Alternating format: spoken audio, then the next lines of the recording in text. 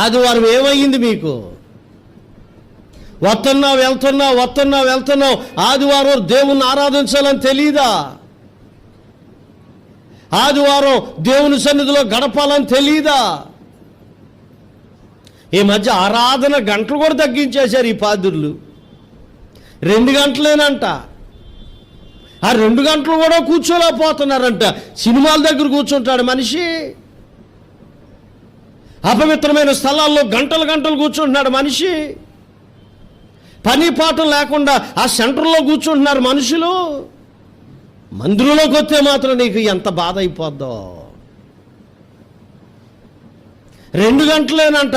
ఆ 2 గంటలు కూడా కూర్చోలేకపోతున్నారట మనుషులు. చచ్చిపోతే ఏమవుతుంది? క్రైస్తవ సంఘాలు చచ్చిపోయాయి.